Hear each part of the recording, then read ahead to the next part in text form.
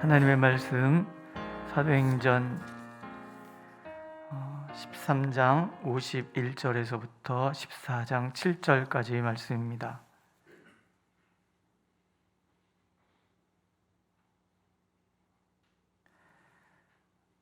제가 봉독하겠습니다. 두 사람이 그들을 향하여 발에 티끌을 떨어버리고 이고니온으로 가거늘 제자들은 기쁨과 성령이 충만하니라. 이에 이고니온에서 두 사도가 함께 유대인의 회당에 들어가 말하니 유대와 헬라의 허다한 무리가 믿더라. 그러나 순종하지 아니하는 유대인들이 이방인들의 마음을 선동하여 형제들에게 악감을 품게 하거늘 두 사도가 오래 있어 주를 힘입어 담대히 말하니 주께서 그들의 손으로 표적과 기사를 행하게 하여 주사 자기 은혜의 말씀을 증언하시니 그 시내의 무리가 나뉘어 유대인을 따르는 자도 있고 두 사도를 따르는 자도 있는지라. 이방인과 유대인과 그 관리들이 두 사도를 모욕하며 돌로 치려고 달려드니 그들이 알고 도망하여 루가오니아의 두 성 루스트라와 더베와 그 근방으로 가서 거기서 복음을 전하니라. 아멘. 비시디아 안디옥에서 바울 사도와 그 바나바가 이동하는 곳이 이고니온이라는 곳입니다. 비시디아 안디옥에서 약 140km 떨어진 도시로 루가오니아 지방이라고 그러죠. 루가오니아 지방의 수도였다고 합니다. 농경 문화가 발달을 해서 굉장히 비옥했던 그런 토지를 가지고 경제적으로 굉장히 괜찮은 그런 도시였던 것 같습니다. 비시디아 안디옥 사람들의 핍박을 피해서 이고니온으로 바울과 바나바가 올 때에 제자들에게는 기쁨과 성령이 충만하였다. 오늘 말씀하시죠. 만약에 이 제자들이 비시디아 안디옥에 있었던 사람들이라 그런다면 그들은 복음이 열매 맺었기 때문에 기뻤고 또 복음의 열매로 그들의 삶이 성령에 충만했다라고 우리가 해석할 수도 있고, 이 제자들이 이고니온에 있는 제자들이란다면 바울과 바나바가 그들에게 찾아온 것이 이들에겐 큰 기쁨이었고 바울과 바나바를 통해서 성령의 충만함을 경험하게 되었다. 이렇게 우리가 볼 수도 있는 거죠. 중요한 것은 핍박과 환난 중에서도 복음은 우리에게 기쁨을 준다라는 거예요. 환경에 영향을 받지 않는 기쁨, 또 그 환경을 뛰어넘는 기쁨이 복음의 사람들에게, 예수를 만난 사람들에게 있다라는 거죠.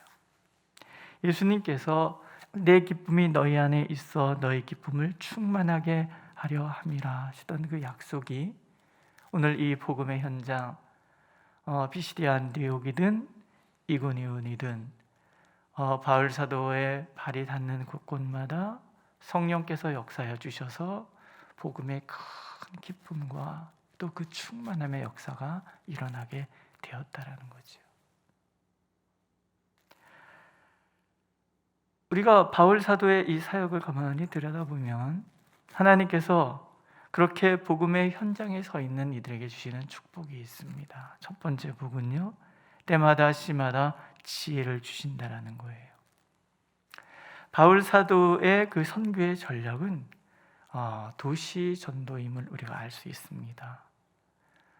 일단 사람이 많고 또 도시마다 유대인들의 회당이 있어서 복음을 전하기에 용이하였다라는 것을 우리가 알 수 있고, 그래서 바울이 그 중심 도시를 거점으로 해서 복음을 전했을 것이다. 우리가 짐작이 가고요.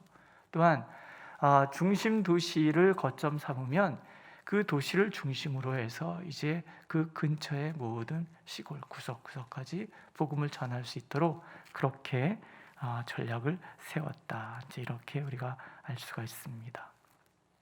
근데 이런 전략들이 어디서 오겠는가 하는 거죠. 결국은 하나님께서 주시는 지혜의 선물이라는 거예요. 우리가 묵도선고에서 읽은 것처럼 하나님께서는 야고보의 서신을 통해서 지혜가 부족하거든 후히 주시고 꾸짖지 않으시는 하나님께 구하라 라고 권하고 계시죠. 지혜의 성령께서는 바울에게 지혜를 주셔서 어떤 것이 더 효과적인 선교 전략인지를 이렇게 일깨워 주셨다라는 것을 우리가 알 수가 있습니다. 하나님께서는 그런 면에서 우리가 하나님을 조금 더 신뢰하기를 원하십니다. 하나님께서는 막연히 우리 곁에 계시는 분도 아니고 또 하염없이 침묵만 하시는 그런 분은 더더욱 아니라는 거예요. 세상 신은 질문을 하고 답을 스스로 찾아가라고 얘기하는지 모르지만 하나님께서는 늘 우리의 삶 가운데 찾아오셔서 우리와 교제하기를 원하시는 거예요. 아이들이 신학을 공부하다 보니까 밥상머리에서 이러저런 신학적인 토론들을 막 해요. 막 하는데 그런 이야기들을 최근에 나눴습니다. 구약 성경에 쓰여진 것이 그들이 바벨론 포로로 끌려갔을 때 그들이 접한 마르둑 신화에 의해서 창세기가 기록된 것이 아니냐라는 학자들이 얘기를 한다. 하지만 그들이 간과하는 것들이 분명한 것이 한 가지가 있는데 하나님은 살아계셔서 찾아오셔서 1대1로 만나주시고 교제하시는 하나님이라는 것을 그들이 잊어버린 간과한 것이 아니겠느냐, 이런 얘기들을 이렇게 나눴어요. 여러분, 하나님을 늘 느끼십니까?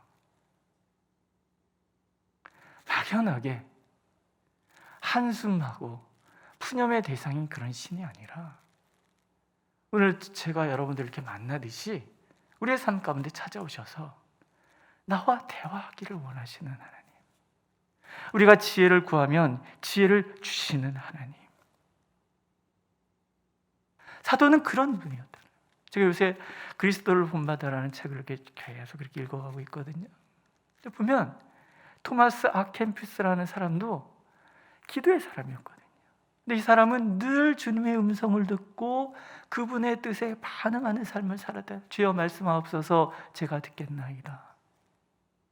막연하게 뭔가 그렇지 이런 깨달음, 어떤 그런 것이 아니라 하나님 앞에서 하나님께 기도하고 그러면서 하나님이 주시는 지혜를 가지고 모든 것을 해나갔던 그런 사람이었더라는 거예요. 바울 사도가 이런 전략을 세워가는 것들도 늘 하나님께 기도하고 하나님께서 그럴 때마다 지혜를 주셔서 이렇게 해야 되겠구나 말씀해 주시고 거기에 순종했다라는 거죠. 심지어는 이제 16장에서 읽을 거지만 하나님께서 꿈속에서 나타나시잖아요. 이리로 건너오라, 이리로 건너오라. 그래서 유럽으로 복음이 진출할 수 있도록 하나님이 그 걸음을 그렇게 인도해 가신다라는 거예요. 우리 김 목사님을 통해서 우리 로마서를 읽고 있는데요, 같이 로마서를 읽다가 보면 바울 사도가 로마에 가고 싶어요. 근데 성령께서 막으셨다라고 고백하거든요. 그러니까 바울 사도는 늘 하나님 앞에 집중하고 그분의 뜻을 묻고 그분의 영으로 충만한 거예요. 그냥 편지를 쓴 건데 그것이 오늘 우리에게 하나님의 말씀으로 온 것은 그 편지 하나하나 그가 말씀을 전할 때 성령께서 함께하여 주셔서 우리가 이해할 수 없는 그런 놀라운 은혜 가운데 그가 머물러 있었고 그 지혜로 말씀이 하나하나 기록되어서 오늘 우리가 이 말씀을 읽으면서 하나님을 만나는 거죠. 우리가 하나님 앞에 서 있으면 하나님은 그렇게 우리에게 지혜의 선물을 주십니다. 후히 주시고 꾸짖지 않으시는 그분께 오늘도 하나님은 지혜를 구하라 말씀하고 계시는 거죠. 두 번째 주시는 선물은요, 말씀이 열매를 맺도록 역사해 주시는 거예요. 두 사도가 함께 유대인의 회당에 들어가 말하니 유대인과 허다한 무리가 믿었다라고 오늘 말씀하시잖아요. 말씀이 열매를 맺는 거예요. 말씀이 열매를 맺는 것보다 힘이 나게 하는 것은 없습니다. 이 녹음을 해서 말씀을 보내드릴 때 이렇게 굉장히 에너지가 소진되는 것을 느껴요. 왜냐하면 이렇게 대면하여 예배를 드릴 때는 반응이 있잖아요. 고개를 끄덕끄덕 하신다든가, 아니면 이렇게 막 상체를 앞으로 해서 눈을 확 반짝이시면서 말씀을 들으신다든가, 아니면 요새는 이 마스크가 참 안 좋은 게 웃는지 아멘 하시는지 이게 몰라서, 근데 이게 반응이 올 때마다 그게 너무 감사한 거야. 근데 더 감사한 건 뭐냐면 얼굴이 어둡게 성전에 들어와서 예배를 마치고 나갈 때 얼굴이 환해서 목사님 오늘 은혜 받았습니다 이 얘기를 들으면 너무 좋아요. 사람이 달라졌다는 것을 확인하는 것보다 귀한 건 없는 거죠. 근데 오늘 보면 성령께서 역사하셔서 바울이 전하는 그 말씀이 열매를 맺는 거. 얼마나 있었겠습니까? 많이 있어봐야 2, 3개월일 텐데 2, 3개월 안에 도시가 바뀌는 거예요. 사람이 바뀌고 교회가 서는 거예요. 바울이 특별히 탁월한 능력을 가지고 있는 사람? 아니죠. 성령께서 그렇게 하시는 거예요. 우리 예언 참된 교회가 그렇게 말씀이 열매를 맺는 교회. 뭐 강단에 말씀을 전하는 목사가, 설교자가 달변이고 능력이 탁월하고 설득력이 있어서 그런 것이 아니라, 바울 사도는 설교 진짜 못했던 사람이잖아요. 유두고라는 청년이 설교 듣다가 떨어져서 죽는 거 보면 얼마나 설교를 못하면 사람들이 졸겠어요, 그죠? 그래서 저는 예배 시간에 이렇게 주무시는 분들 별로 뭐라 안 그래요. 제 능력의 문제인데 왜 조는 사람한테 뭐라 그래요?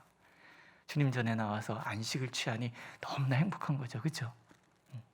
하지만 성령께서 역사하실 때 사람이 바뀌어가는 거예요. 이게 하나님이 주시는 선물이라는 거예요. 세 번째 주시는 선물은요, 인내의 마음이에요.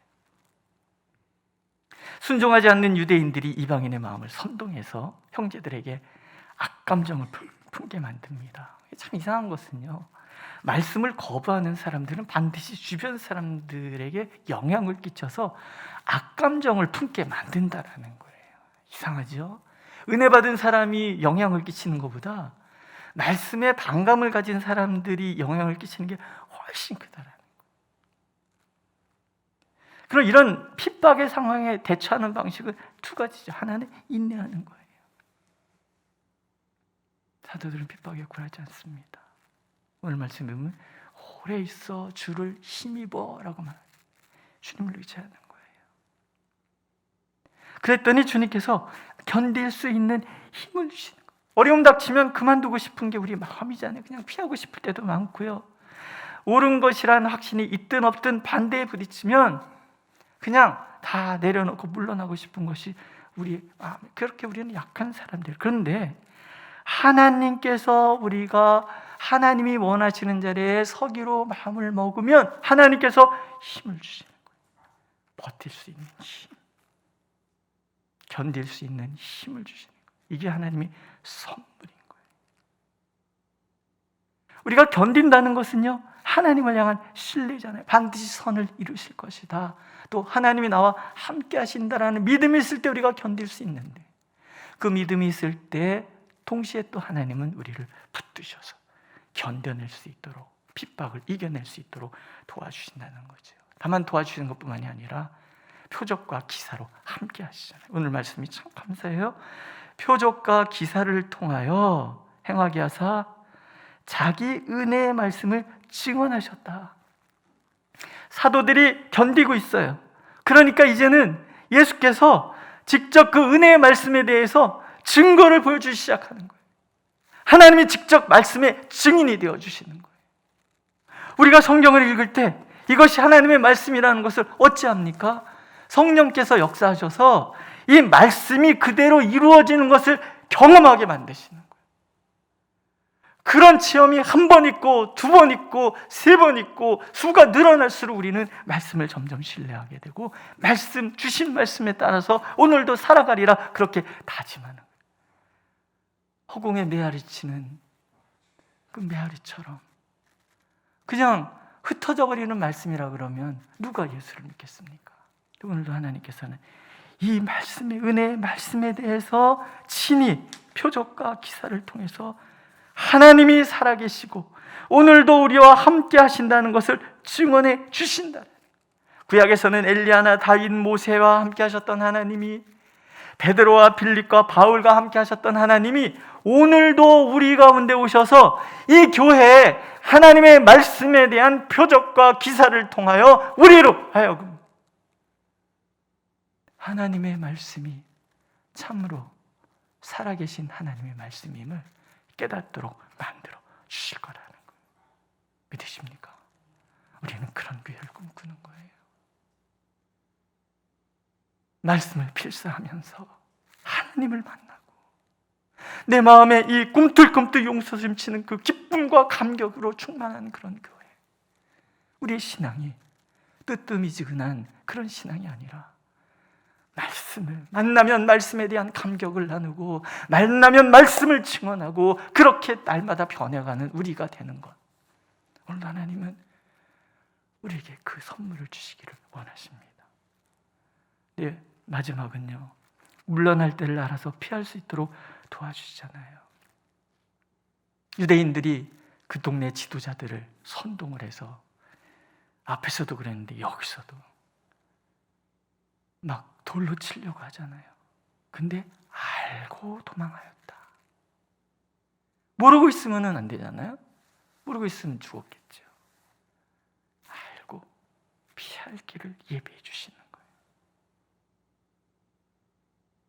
오늘은 이렇게 역사해 주시고 내일은 또 이렇게 역사해 주시고 성령께서는 막연하게 우리 곁에 계시는 것이 아니라 그렇게 우리의 한 걸음 한 걸음을 친히 주장하시고 인도해 주시는 분이시라는 거예요. 믿으십니까? 오늘 우리에게 필요한 것은요, 그래서 신뢰하는 거예요. 하나님의 선하심을 믿는 거예요. 내가 원하는 상황이 펼쳐지지 않는다 할지라도 하나님의 선하심을 믿는 거예요.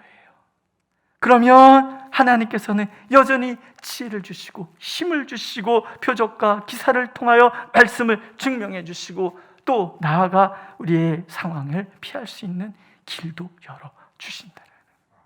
오늘도 그렇게 따끈따끈한 하나님의 그 사랑 가운데서 주님의 살아계심을 온 몸으로 삶으로 느끼면서 그렇게 주님과 동행하는 하루가 되기를 하나님 간절히 원하고 계십니다.